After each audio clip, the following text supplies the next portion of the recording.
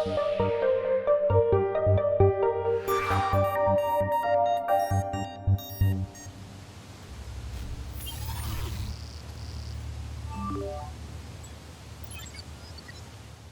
Doumas, merci et bonjour et bienvenue dans cette semaine de webconférence internationale du Master. Bonjour à tous.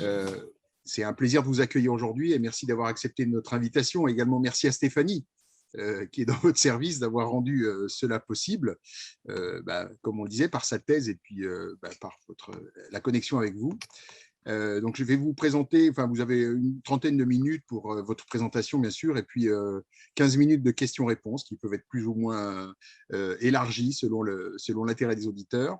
Alors, permettez-moi de vous présenter en quelques mots. Vous êtes directeur général d'Engie Solutions Air Nouvelle, qui est l'entité aménageur et promoteur du groupe Engie. Vous êtes ingénieur diplômé de l'École nationale supérieure des arts et métiers et complété par une formation à l'ESCP Europe. Vous avez 20 années d'expérience en développement et gestion d'entités dédiées aux projets complexes, des partenariats publics-privés immobiliers pour l'État et les collectivités, le développement de projets renouvelables, contrats de prestation de services critiques pour les ministères de la Défense, de la Justice et de l'Intérieur. On a des représentants du ministère de la Défense d'ailleurs qui participent, des projets d'aménagement de la promotion et de promotion immobilière bas carbone. L'ensemble de ces contrats représente un volume d'affaires de l'ordre de 2 milliards d'euros.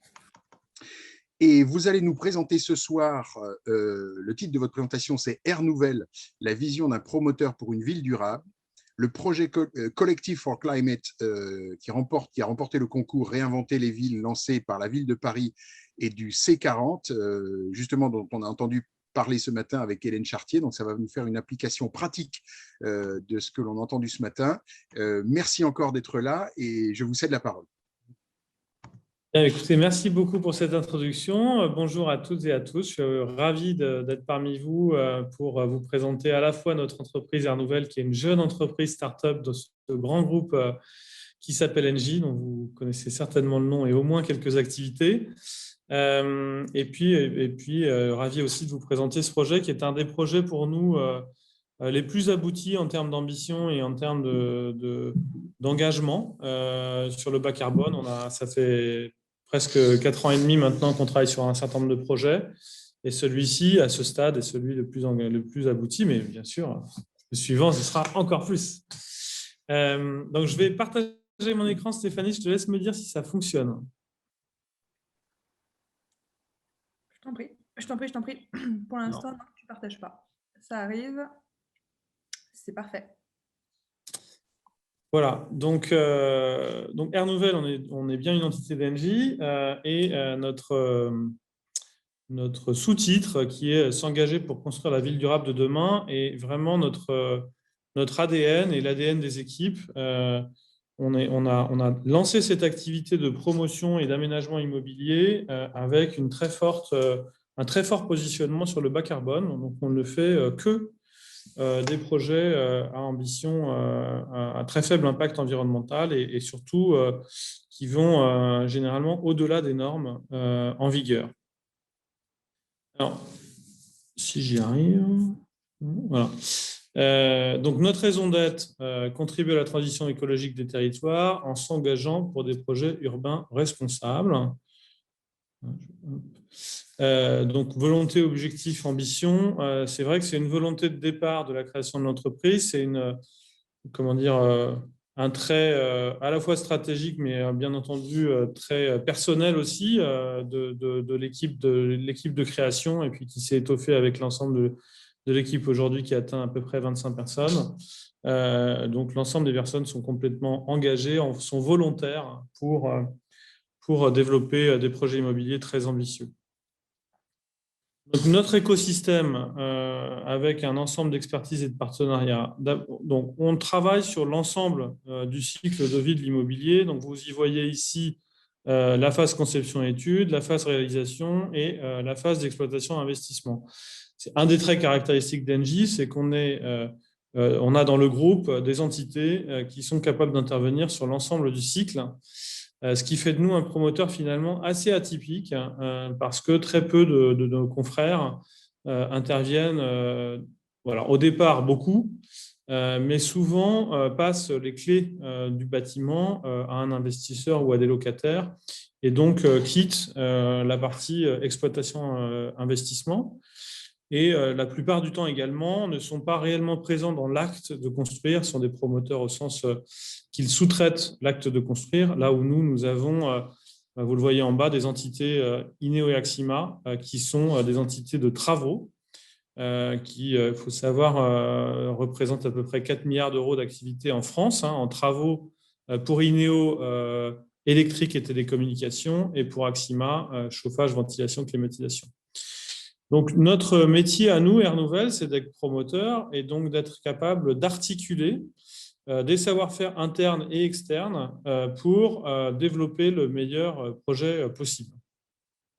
Le meilleur étant celui qui plaît à l'ensemble des parties prenantes et qui, pour nous, répond à des critères environnementaux très élevés. En complément de ces expertises internes, donc hydrogène, Tractebel, Inoaxima, les réseaux, Cofeli, Réservoir Sun, tout ça, c'est des expertises internes. On y a adjoint un certain nombre d'expertises externes, des partenaires.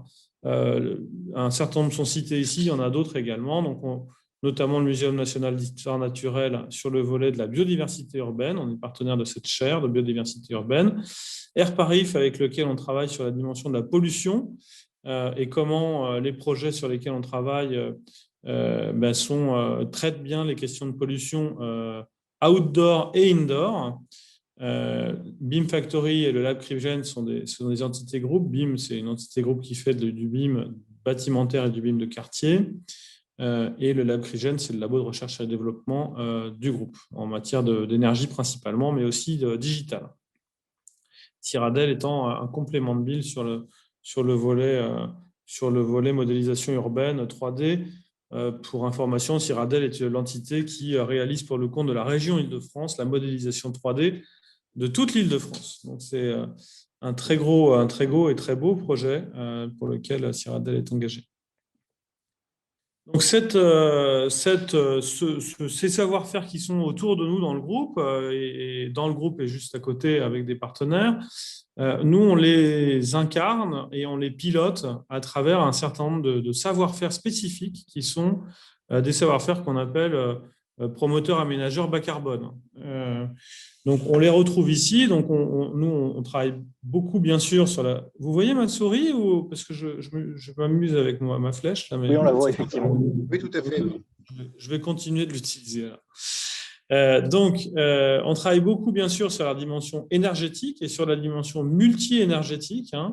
Donc, on parle bien de chaud, de froid, d'électricité, à destination de différents usages, bien sûr les usages du bâtiment, mais aussi les usages des mobilités, puisque vous le savez très bien, les énergies du bâtiment, notamment l'énergie électrique, voire le biogaz qui peut être utilisé localement, voire l'hydrogène en stockage et en distribution, sont aussi potentiellement des énergies dont les vecteurs d'utilisation sont les mobilités vertes. Donc, l'énergie, la mobilité, on travaille beaucoup sur les questions de mobilité. On regarde comment nos projets immobiliers, nos quartiers immobiliers s'intègrent dans une trame de mobilité verte et comment nos projets favorisent les mobilités vertes.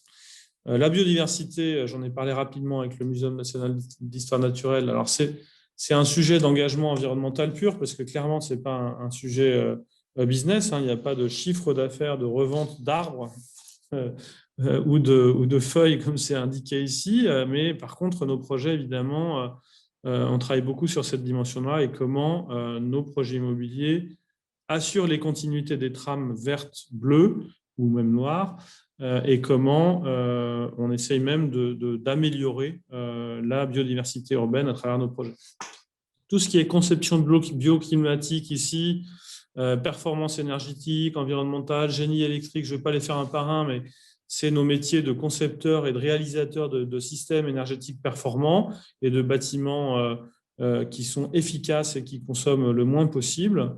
Et puis, on a des compléments de savoir-faire sur la partie ESS, économie sociale et solidaire, sur le volet matériaux, sur lequel d'ailleurs Stéphanie a beaucoup travaillé cette année les matériaux bas carbone, qui soient matériaux biosourcés, géosourcés ou des matériaux recyclés, réemployés. Et puis, on travaille aussi sur la question santé-bien-être. Bien sûr, c'est un sujet qui est d'actualité, mais sur lequel on avait commencé à travailler de longue date. Un point important avant de passer dans le slide suivant, et vous le verrez dans le cadre de notre projet, on a aussi, et ça c'est la notion de continuité, d'être présent sur le cycle de vie du bâtiment, une capacité dans le groupe à assurer le tiers investissement et donc l'investissement de systèmes de production et de distribution d'énergie. Donc ce qu'on dessine ici, la Smart Grid Multi-Énergie, c'est quelque chose que le groupe peut porter dans ses actifs et du coup, en fait, s'engager à long terme dans une production d'énergie renouvelable locale. Donc ça, c'est là aussi une différenciation forte, puisqu'on est un des très rares, voire le seul promoteur à être capable d'avoir ça en magasin. Et c'est très intéressant dans les projets sur lesquels on s'engage, puisqu'on regarde clairement l'engagement bas carbone sur le cycle de vie. Alors, le cas de Porte de Montreuil, qui va être le support principal de la présentation de ce soir-là, c'est un concours dont le nom que l'équipe lui a donné, c'est The Collective for Climate, un projet zéro carbone pour une ville frugale et désirable. Donc, le contexte du projet, c'est donc la ville de Paris qui, dans le cadre du C40, qui est donc cet organisme que vous devez connaître, qui réunit plus de 40 villes aujourd'hui, mais en tout cas les villes engagées pour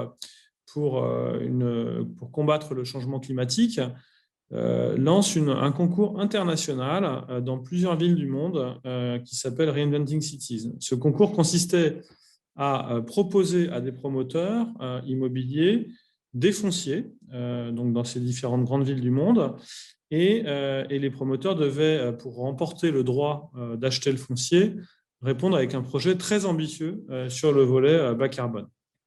Donc on s'est associé avec Nexity et Crédit Agricole Immobilier, et puis une équipe de maîtrise d'œuvre que je ne vais pas citer ici, mais que vous voyez sur la gauche, pour concevoir ce magnifique projet qui aujourd'hui développe 55 000 m² sur la Porte de Montreuil.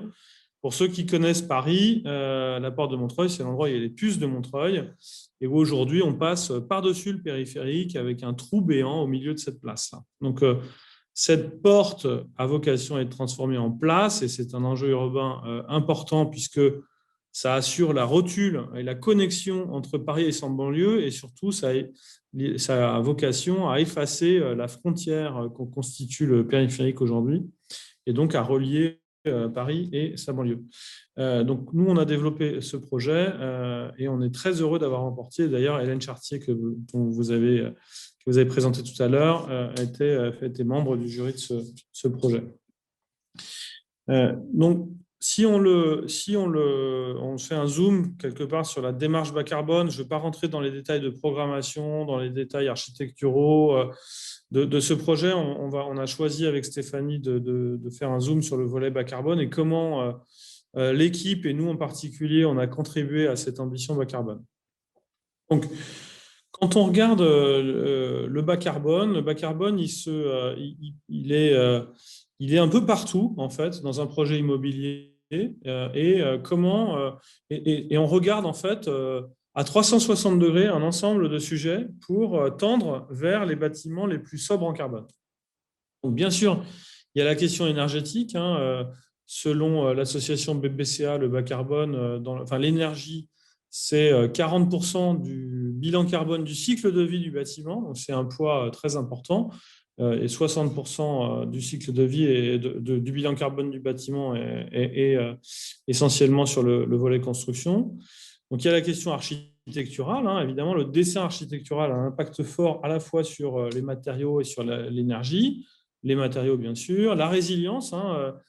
Si on doit reprendre, reconstruire, démolir, réaménager tous les 10 ans un bâtiment, ça génère des travaux et ça génère un poids carbone important. Donc, c'est un sujet sur lequel on travaille dès la conception à la résilience et à l'évolutivité des plans sur lesquels on travaille. La question des mobilités, j'en ai touché un mot tout à l'heure. Un bâtiment en tant que tel, c'est rien s'il n'y a pas les gens qui viennent et qui en repartent. Et donc, il faut s'assurer que toutes les personnes qui y viennent, les dimensions de logistique aussi, pour acheminer des biens et des marchandises puissent être acheminées de façon la plus verte et la plus vertueuse possible. La consommation en eau, les questions de biodiversité, dont on a aussi parlé tout à l'heure, et la question des déchets, notamment les déchets de chantier. C'est vraiment une approche bas carbone, c'est une approche 360 degrés. Et chez Art Nouvel, on a développé une méthodologie assez unique qui nous permet d'approcher de façon assez exhaustive aussi l'ensemble de ces sujets et de travailler dès les premiers coups de crayon du projet sur l'ensemble de ces sujets. Donc, ce que je vais vous présenter aujourd'hui, c'est les principaux sujets qui sont là, l'énergie, les matériaux, la mobilité, la biodiversité, mais sachez qu'on a aussi travaillé sur les autres dimensions dans le cadre de ce projet.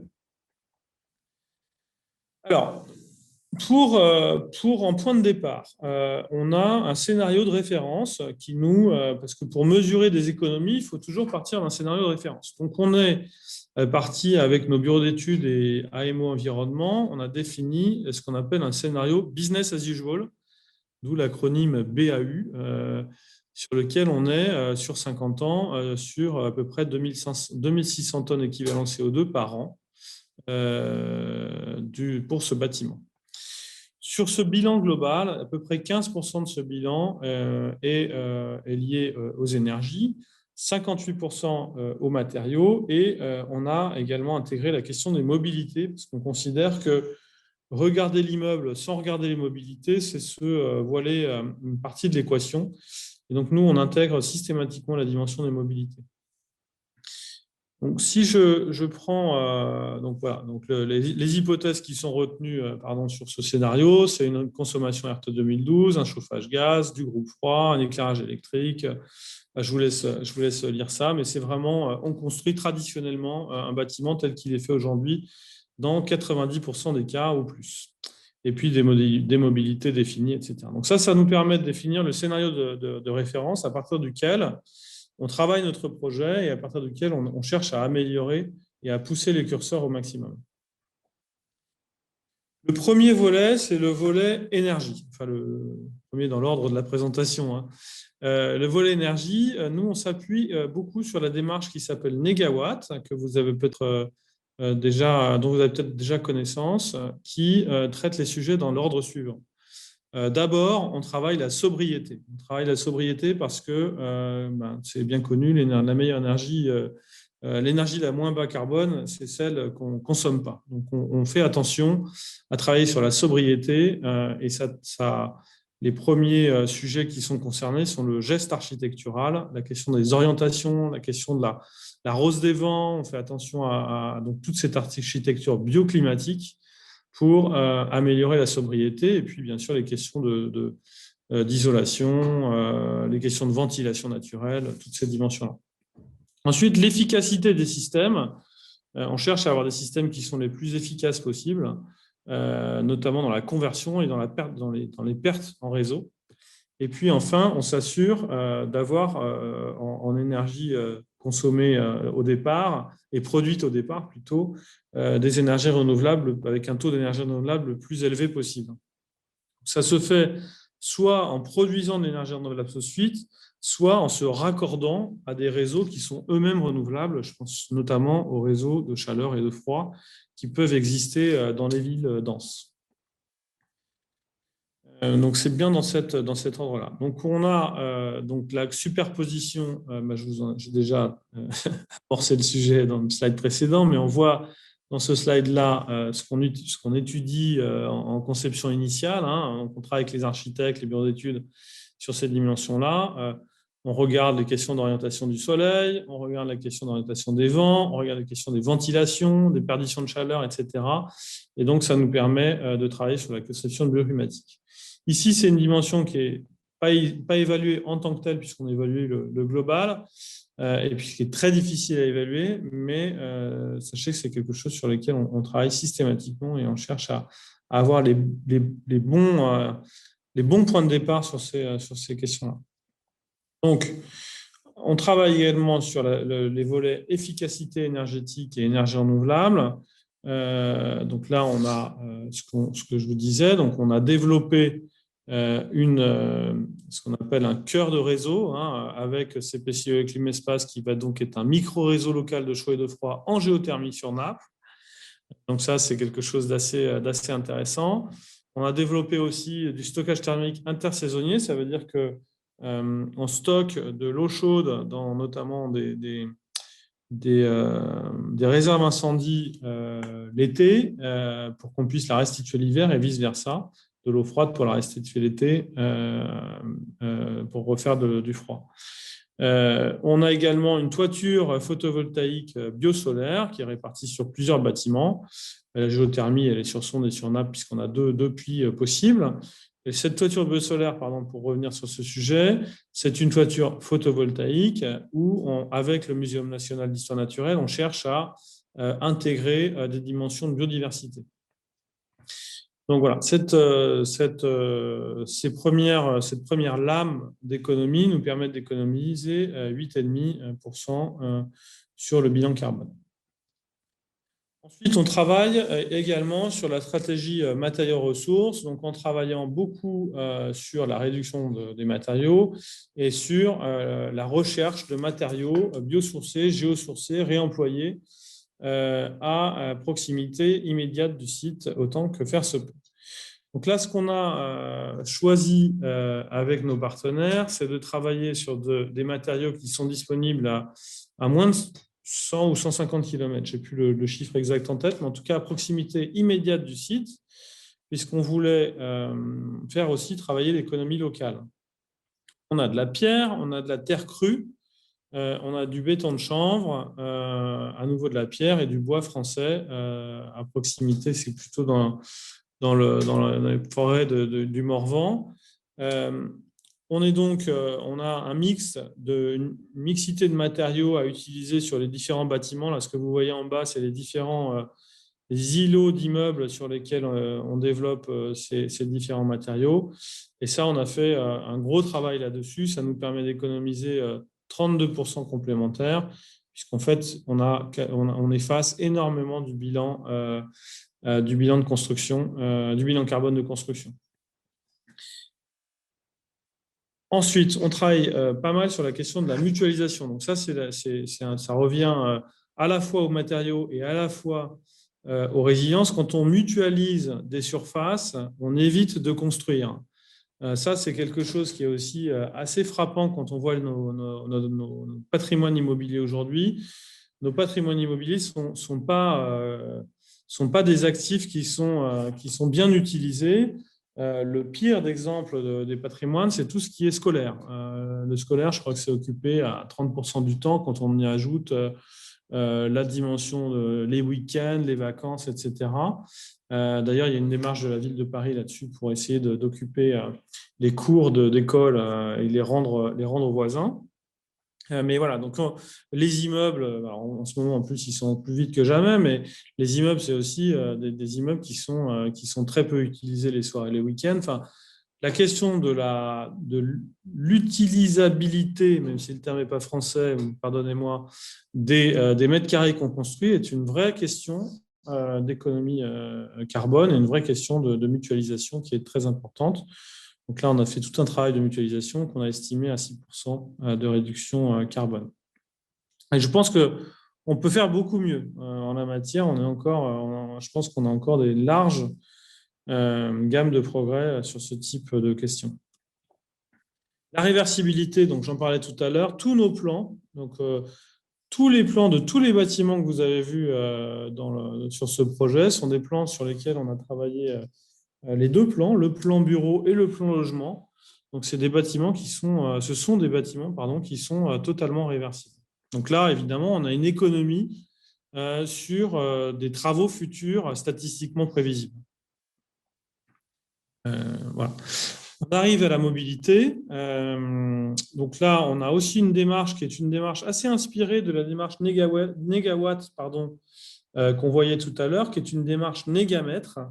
Ça, c'est une démarche qu'on a inventée à la maison Air Nouvelle. qui vise à, un peu dans le même esprit que Negawatt, d'abord éviter des déplacements qui sont consommateurs de carbone, favoriser un report modal pour faciliter la vie aux gens, et puis réinventer de nouveaux usages de mobilité. Donc, sur ce projet-là, on a notamment travaillé beaucoup sur la question des mobilités actives, donc les vélos bien sûr, avec des vélos qui sont avec des larges espaces de parking vélo qui sont directement accessibles en rez-de-chaussée. Ce n'est pas du tout quelque chose qu'on cache. Et ça, c'est une dimension assez importante pour inciter à l'usage du vélo et puis bien sûr être dans un environnement sécurisé. Et puis, on a également prévu des ateliers pour réparer les vélos, de la location libre-service, ce genre de sujet. Sur la dimension des services de mobilité complémentaires, donc là, on travaille sur deux sujets. Bon, d'abord, les bornes de recharge. On prévoit un maximum de bornes de recharge électriques accessibles au grand public, pas uniquement aux résidents et au personnel qui viennent travailler dans ces immeubles. Et on a aussi un travail avec la RATP, puisqu'on a un sous-sol qui est prévu sous cette emprise ici, qui est prévu pour accueillir les véhicules des puciers. Mais les véhicules des puciers, ils sont là que la journée. Donc là, on prévoit de stocker la nuit des bus qui viendront également faire des recharges électriques dans un parking qui, lui aussi, est prévu en double usage. Usage le jour pour les puciers, usage la nuit pour les bus. Et puis enfin, la stratégie biodiversité. Donc là, on travaille les trois échelles. L'échelle du territoire, quels sont les enjeux, quelles sont les trames, quelles sont les stratégies locales, est-ce qu'il y a des espèces endémiques à protéger ou à favoriser, ou au contraire, des espèces à éviter. Donc on fait tout un recensement important de l'environnement et de la question des espaces verts et de la faune et de la flore. À l'échelle du site, on regarde comment notre projet s'intègre et comment il offre différents espaces d'accueil pour la nature à différentes altimétries. Et puis, sur chacune de ces espaces, on décline les solutions fondées sur la nature, qui sont évidemment des supports de biodiversité, mais qui favorisent la régulation thermique. On parle beaucoup de lutte contre les îlots de chaleur urbains et qui sont aussi des espaces ouverts pour favoriser le lien social. Voilà, je vois que le temps passe, donc je ne voudrais pas... on a encore un petit peu de temps. Donc là, ça s'exprime, on voit des exemples qui sont directement inspirés du projet. Donc on double le nombre d'arbres qui sont présents ici. On utilise des espèces indigènes d'Île-de-France pour bien sûr s'inscrire dans les trames vertes de l'Île-de-France. Vous savez que le périphérique, finalement, est une trame verte en tant que telle, avec aussi toute cette trame verte que constituait la petite ceinture. Les îlots de fraîcheur urbains, qui sont aussi très recherchés aujourd'hui, qui sont aussi là pour accueillir les résidents, les voisins du quartier, et qui sont aussi sur lesquels on travaille beaucoup en pleine terre. La question de la pleine terre est aussi quelque chose sur lequel on travaille systématiquement. Et puis, donc, on parle de continuité paysagère et écologique, je le disais tout à l'heure, avec les trames dont on parlait. Ensuite, on a souvent un travail assez important sur les altimétries et le type de végétation qu'on peut mettre sur les différentes altitudes du bâtiment, compatible ou pas avec du photovoltaïque. Là, vous devinez qu'on a des toitures photovoltaïques ici, compatible aussi avec des accès extérieurs. Donc, on a un travail assez fin là-dessus. Et on fait attention à la question de la faune locale et comment on peut favoriser l'implantation. La démarche originale dans ce projet, c'est qu'on est également, bien sûr, on fait attention à tout ça en cycle de conception et de réalisation, mais on a également un suivi MNHN dans la durée qui va nous permettre de mesurer et de quantifier les bienfaits qu'on peut générer par ces démarches qui sont des démarches de conception. C'est très difficile de mesurer réellement l'impact de nos travaux sur la biodiversité qu'on met en place. Donc là, on a un partenariat sur ce projet-là avec le MNHN sur cette dimension de mesure et de suivi. Voilà, en résumé, on part d'un système business as usual, on fait des économies d'énergie, matériaux, mobilité, et il nous en reste encore. Il nous reste encore du carbone à effacer. On n'a toujours pas un bâtiment neutre en carbone naturellement. Donc, on a besoin de travailler sur d'autres sujets pour toucher le zéro carbone.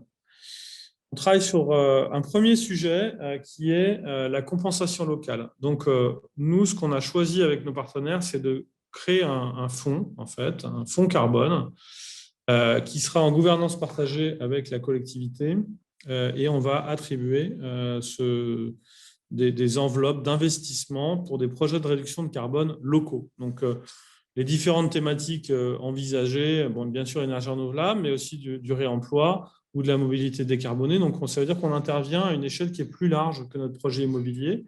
Et on vient faire finalement, par capillarité, avoir un impact carbone à une échelle plus large, à une échelle urbaine, on va dire.